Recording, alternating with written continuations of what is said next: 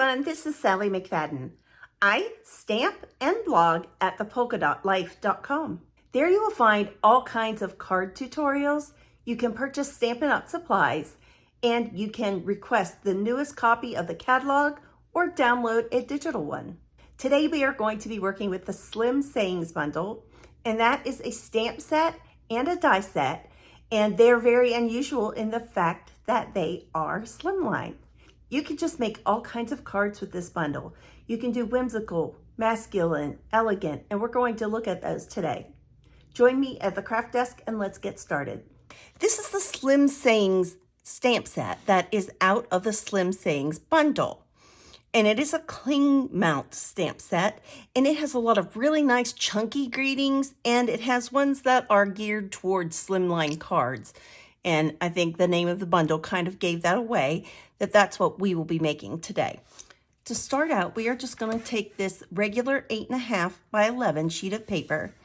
I am using Smoky Slate, and we are just going to align this side up with the 4-inch mark, and we are just going to take 4 inches off of this so that it is a 7-inch long card. And I am just going to sit this piece of paper aside for right now. We are going to use that again. And then I'm just going to slide this paper over to the 3 1/2 mark, and I'm going to score this in half.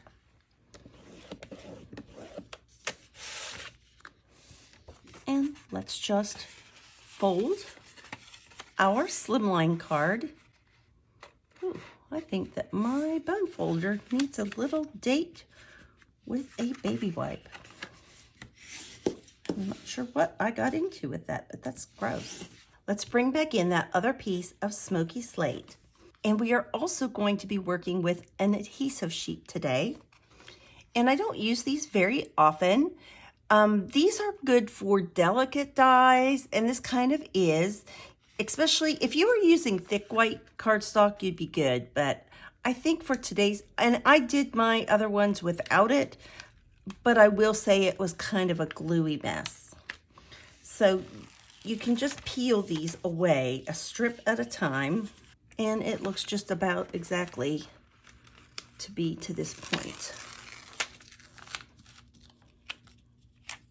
Now, I also, before I peeled this backing off, I could have put it on my trimmer and just trimmed it down to exactly what I needed.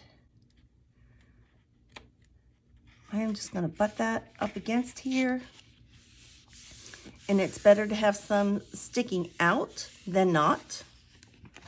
And I actually, I'm going to just go ahead and stick these little strips back on. I didn't need as much as that. So I will just save that for another time.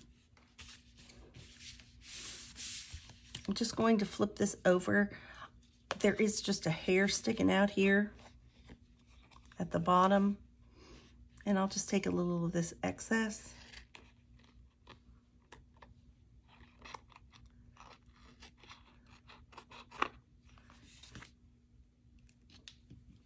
And put it there.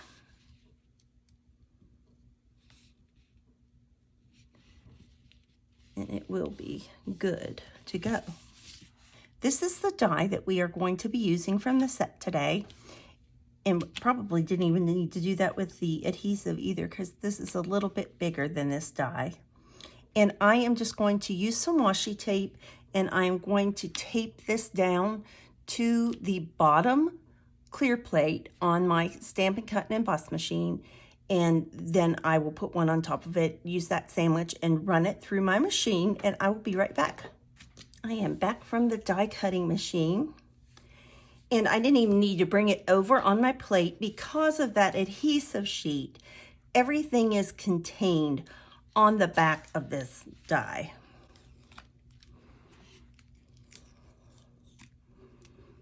Take off my tape. This is Post-it note tape.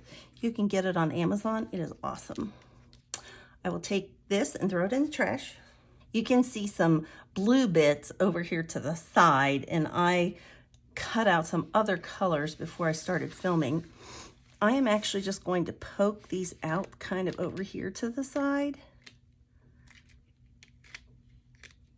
And if they don't come out readily, there are holes here in your die, and that is to fit your, take your pick tool down in. See, like this. Since that adhesive sheet made this a little bit thicker, you don't really have to worry about that. It just kind of comes out on its own. And there are some little tiny triangle bits. Do not throw those away. Those are part of the design. Then, like I say, if you were using this without this or not using thick cardstock, you may have to go in with these holes and push out to release this. But I don't think that I'm going to have to worry about that. Okay, we are just going to poke off this second backing. Those adhesive sheets are really just like big sheets of double stick tape is what it is. It's just double-sided tape.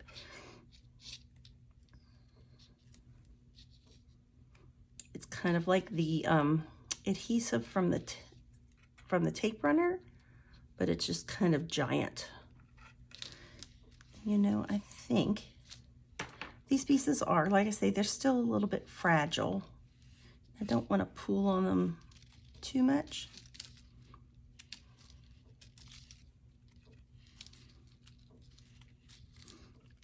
But you just weed these away.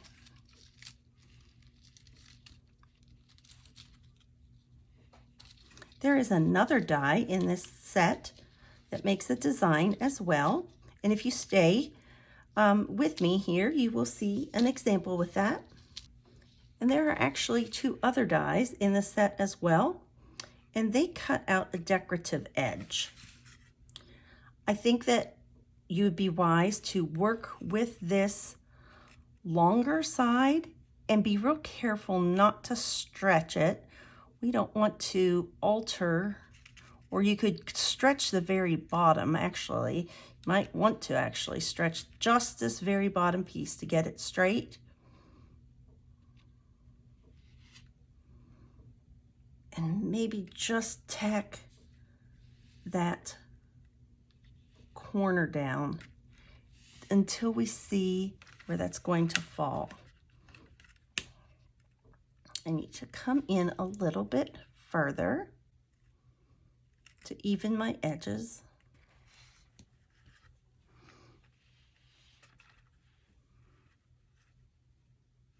And I like that. So let's just push this down. You may have a tiny, just a tiny bit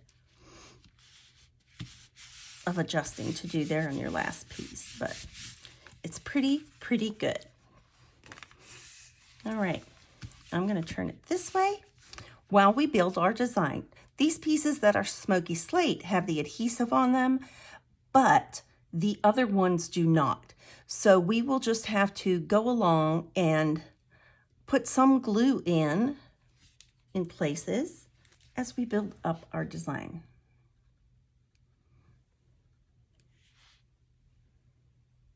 Glue in here. You don't want much. You kind of want to, whoops, that is what you don't want to happen. Since I went over with this glue when we're finished, I will just let this be for now, and then I will take my gum eraser or my embossing buddy and hit that to take the stick out. Like I say, it is delicate, but it's really like doing a puzzle. It's kind of really enjoyable here. So I've started with the Misty Moonlight, and this putty end makes really good work of this.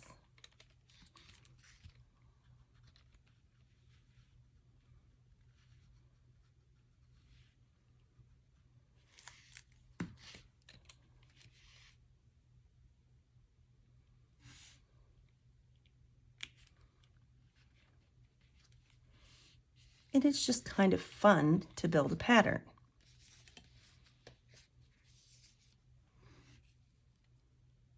I tried to keep my pieces in order as they came off my die. I might not have, but aside from a few pieces, it really doesn't matter a whole lot.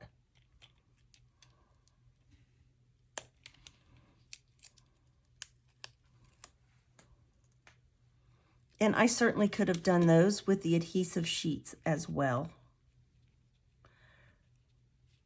I just found that this part went a little bit faster without using the adhesive sheet, but you know, everybody has a preference and that's fine. And you can make your order very particular, your pattern. I could do 2 blue ones and then a white one or whatever. It wouldn't have to be a perfect sequential order. I just kind of like it that way.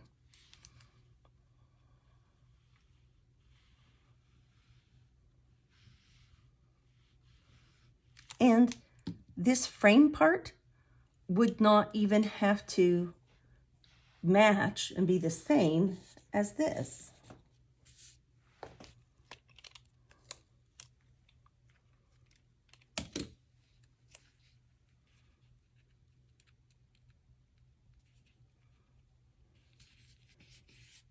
And you may find at the end, if some of these pop up on the end that you're just gluing, you may just have to peel it back a little bit and stick a little bit of glue in there. Or if you have a fine tip glue bottle, you could do that as well.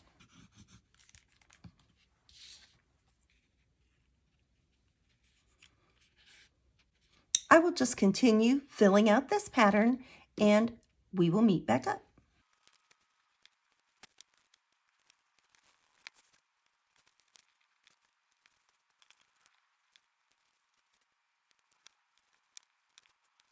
Now that we have our outside pattern finished, I want to put the inside layer on our card.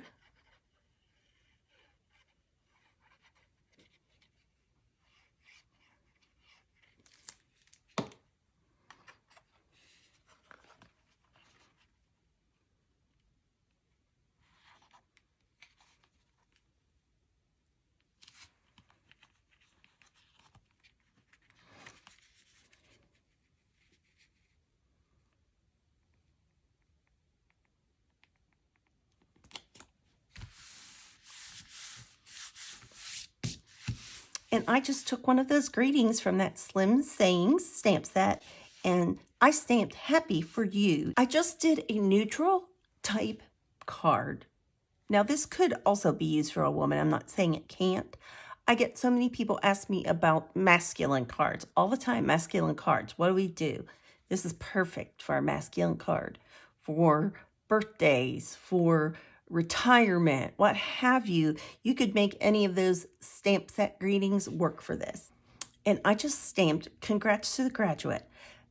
That is going to be upon us before we even know it. It is going to be graduation season. You could put this in the middle. You could put this to the end. I'm just seeing which. I think I kind of like it more towards this end. I think I like it right in that area. And I am just going to flip this over and put some dimensionals on it.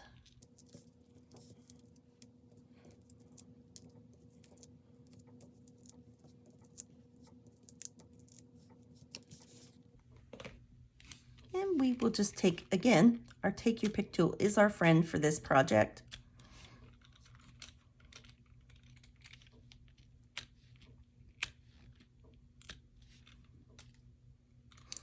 And sometimes you have to take your finger and check just to make sure that comes off. You have to just make like a little check mark action with that for it to release that paper and pull it off.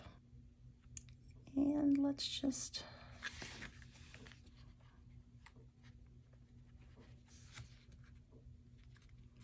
And I kind of like it right in this area. And we could leave it just like this. It is fine. But I do like these classic matte dots. And there is a gray shade. And I'm not sure if this is basic gray or if this is smoky slate. But I do like it a lot.